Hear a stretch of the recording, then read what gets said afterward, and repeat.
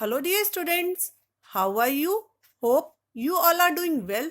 Today, in our English class of grade 5th, we are going to start with Unit 7, chapter number 2.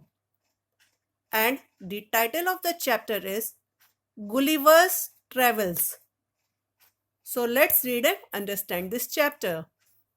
When a person tells the story of his life in his own words, it is called an autobiography. Gulliver, a sailor, was once caught in the land of giants. This is how he describes his experience. जब कोई व्यक्ति अपने जीवन की story को अपने words में कहता है तो उसे ऑटोबायोग्राफी कहते हैं। गुलिवर नाम का सेलर एक बार बहुत बड़े लोगों के देश में फंस गया था। वह इस तरह से अपना एक्सपीरियंस डिस्क्राइब करता है। On the 16th of June 1730, we discovered land. Our captain sent a dozen men with vessels for water, if any could be found. When we came to land, we saw no river or spring, nor any inhabitants. I went on to explore. The country was barren and rocky. I turned back to join the crew, only to see them getting into the boat and rowing for life to get to the ship. 16th जून 1730 को हमने एक land discover किया या find किया। हमारे captain ने dozen भर लोगों को वेसल्स मीन्स बर्तनों के साथ पानी की खोज में भेज दिया। जब हम लैंड पर आए तो हमें वहां ना तो कोई नदी दिखी, ना कोई झरना और ना ही कोई निवासी। मैं खोज में निकल पड़ा। वह देश बंजर और रॉकी था। मैं क्रू को ज्वाइन करने के लिए पीछे मुड़ा और पाया कि सभी बोट में सवार हैं और जान बचाने के उद्देश्य से शिप पर जाने के लिए नाव चला रहे हैं। Before I could reach them, I observed a huge creature walking after them in the sea as fast as he could. The water of the ocean reached only till his knees. However, the monster was unable to overtake the speeding boat. I turned back quickly and climbed up a steep hill with fields of barley on either side and the corn raising up to 40 feet. There was a fence to pass from one field to the other. उनके पास पहुंचने से पहले ही मैंने एक विशाल जीव को काफी तेजी से उनका पीछा करते हुए देख लिया। ओशन का वाटर केवल उसके घुटनों तक ही पहुंच रहा था। फिर भी वह राक्षस तेजी से चलती हुई उस बोट तक नहीं पहुंच पाया। मैं तेजी से पीछे मुड़ा और एक सीधी खड़ी पहाड़ी पर चढ़ गया जिसके दोनों ओर बार्ली मीन्स जौ के खेत थे और कॉर्न्स 40 फीट ऊंचे थे। एक फील्ड से दूसरी फील्ड तक जाने के लिए फेंस थी। It was impossible for me to climb because every step was 6 feet high. मेरे लिए उस पर चढ़ पाना इम्पॉसिबल था क्योंकि हर एक सीढ़ी 6 फीट ऊंची थी, मीन्स 6 फीट ऊंची थी. I was trying to find a gap in the hedge when I discovered one of the inhabitants in the next field walking towards the fence. मैं झाड़ियों में खाली जगह खोजने की कोशिश कर रहा था जब मैंने दूसरे खेत में एक निवासी को फेंस की तरफ आते हुए देखा. He was of the same size as the creature chasing the boat. वह भी उसी आकार का था जिस आकार का जीव नाव का पीछा कर रहा था. I was struck with utmost fear and astonishment and ran to hide myself. मुझे बहुत डर लगा, मुझे हैरानी भी बहुत हुई और मैं अपने को छिपाने के लिए दौड़ गया. He called in a voice much louder than a trumpet. उसने ट्रम्पेट से भी ऊंची आवाज में पुकारा. It sounded like thunder. यह बिजली की कड़क जैसी आवाज थी. 7 monsters like him came towards the field, ready to reap the corn. उसकी तरह के 7 monsters कॉर्न की फसल काटने के लिए खेत की तरफ आए.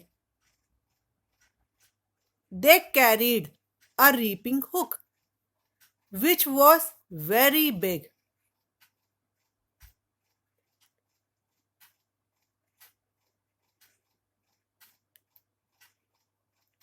वे सब रीपिंग हुक मीन्स काटने वाली हंसिया लिए हुए थे जो बहुत बड़ी थी.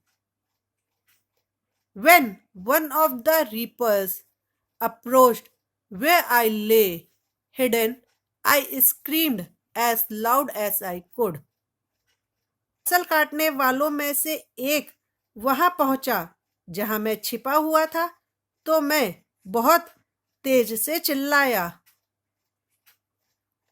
The creature stopped reaping, picked me up between his thumb and forefinger, and brought me close to his eyes, 60 feet above the ground.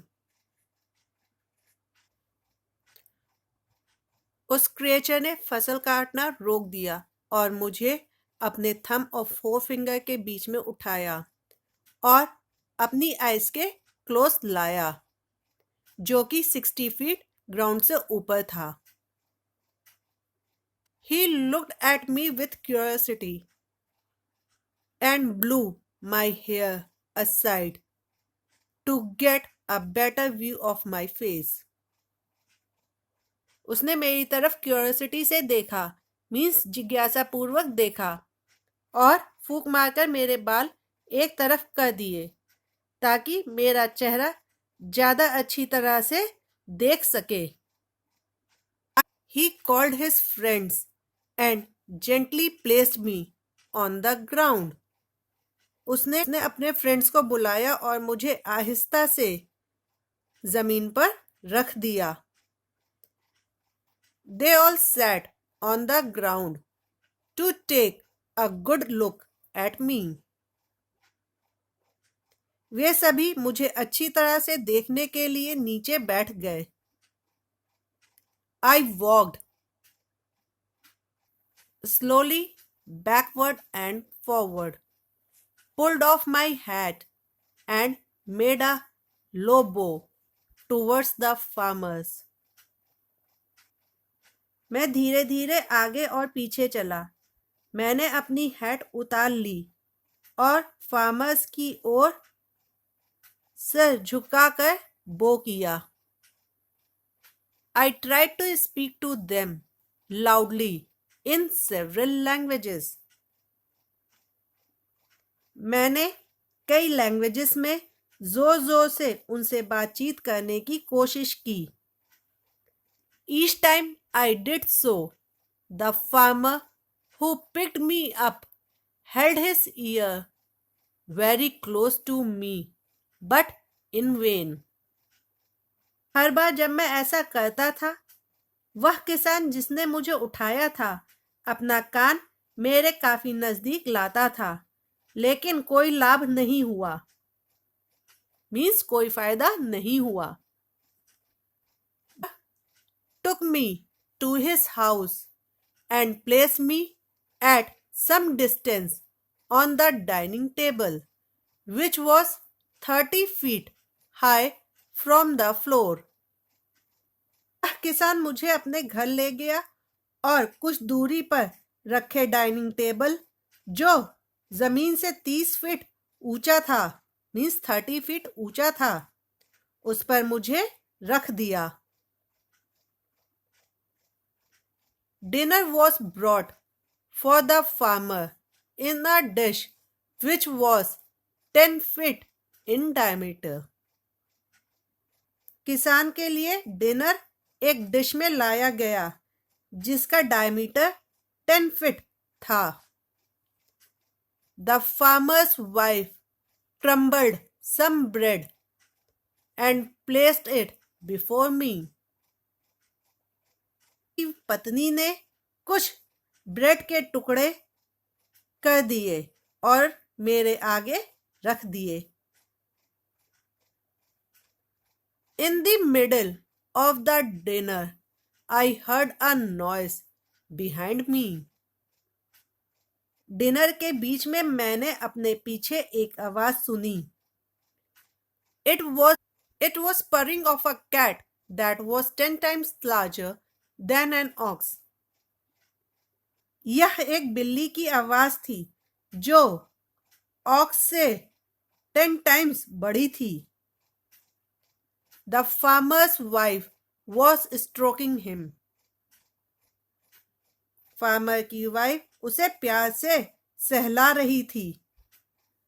Then entered the farmer's 1-year-old son in the arms of a lady.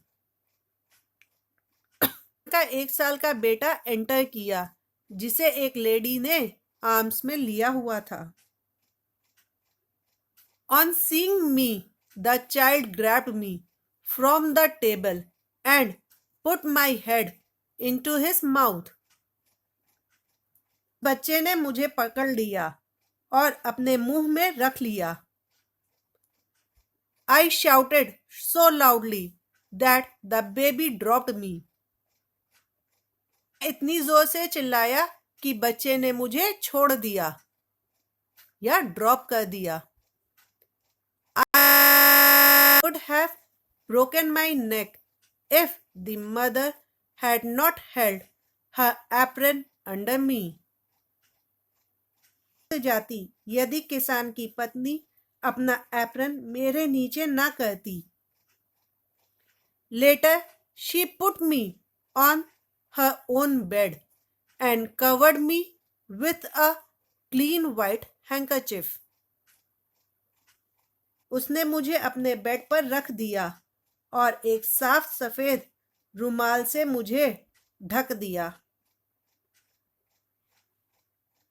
I slept dreaming of my home, my wife and my children.